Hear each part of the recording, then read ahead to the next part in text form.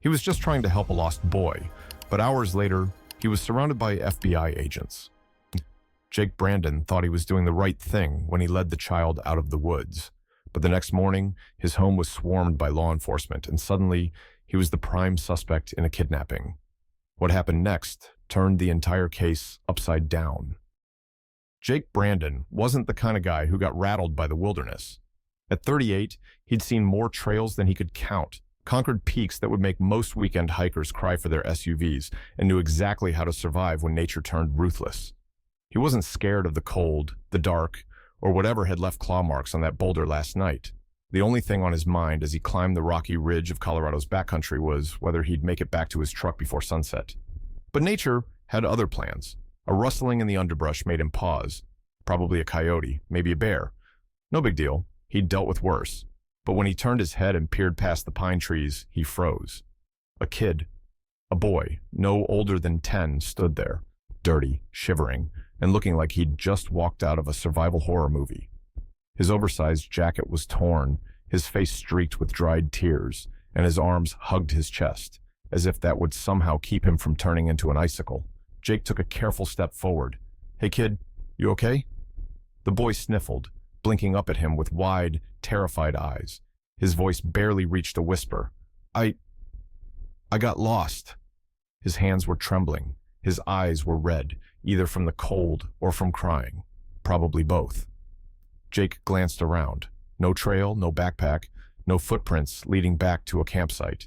Just endless forest, the kind that swallowed people whole if they weren't careful.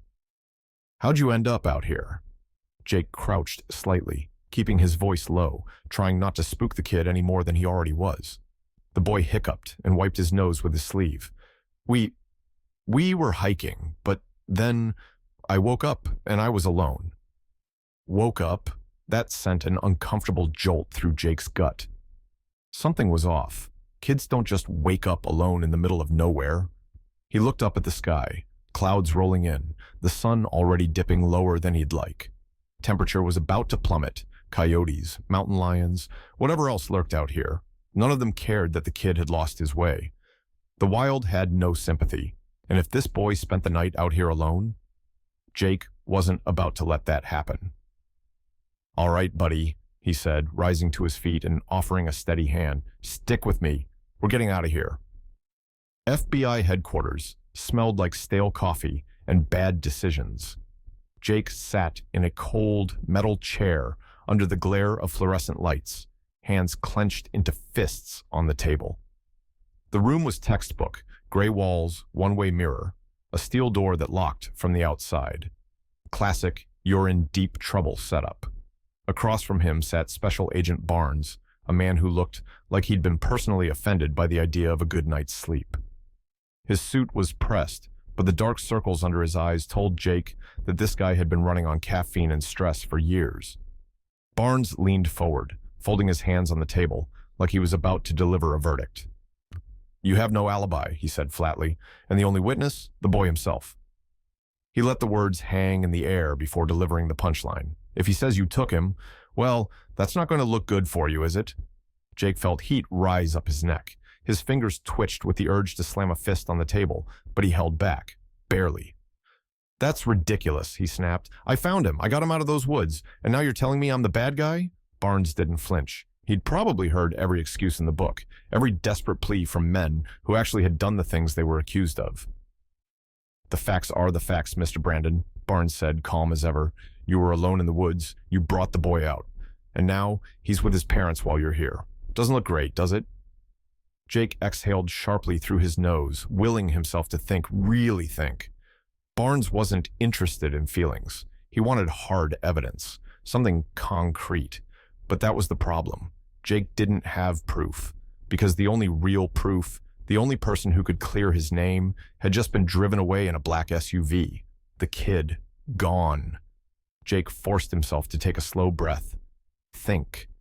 What am I missing? And then it hit him. A sound. A tiny, easily overlooked detail from that night. A car. Not just a random sound in the woods. He'd heard it when he found the boy. Faint but distinct.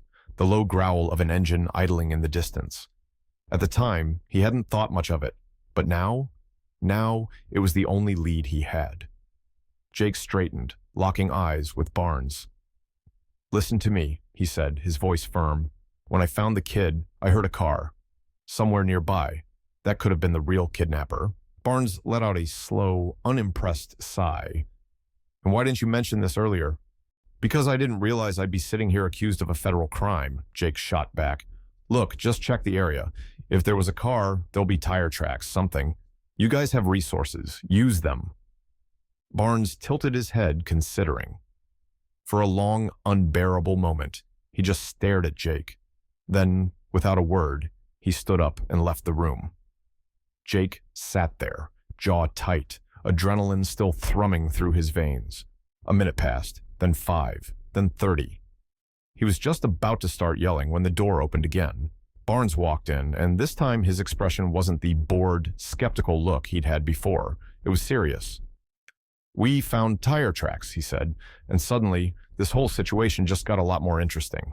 The walls of the FBI interrogation room had a way of making a man feel guilty, no matter how innocent he was. The air was thick with that sterile, recycled scent of government buildings, coffee, old paper, and bad decisions. Jake sat at the metal table, hands gripping the cold edge, trying to keep his frustration in check. Across from him, Special Agent Barnes, mid-40s, sharp suit, the kind of guy who probably ironed his socks, flipped through a file, taking his sweet time before looking up. "You don't have an alibi," Barnes finally said, voice as dry as the fluorescent lights overhead. "The only witness is the boy, and if he says you took him..." He let the sentence hang there, like a noose waiting to tighten. Jake clenched his jaw, his fists curled against his knees, the only thing stopping him from slamming them on the table. "This is insane," he snapped. "I found him. I saved him. And now I'm the bad guy?" Barnes didn't blink.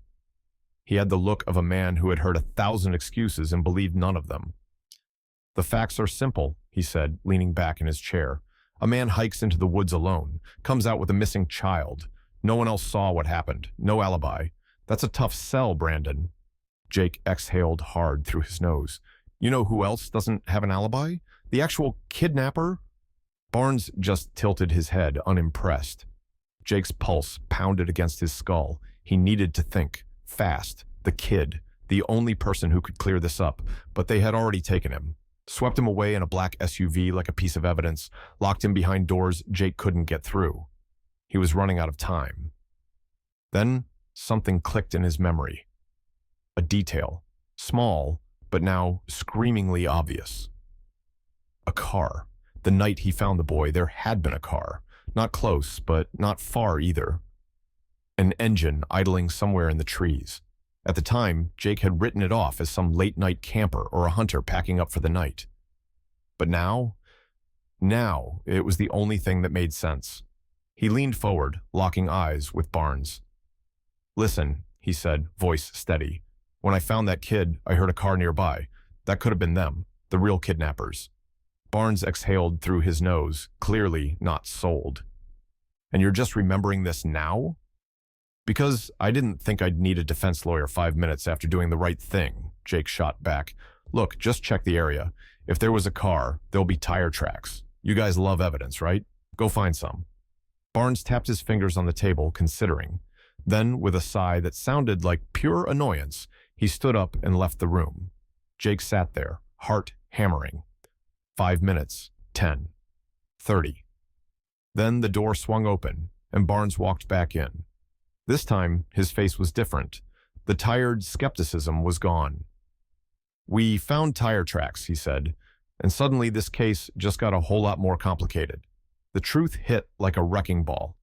The kid hadn't wandered off, he had escaped. And the people who took him, they were still out there, looking for him, ready to silence the only witness who could ruin them. Barnes turned to Jake, all business. "We need you. You're the only one who knows where he was."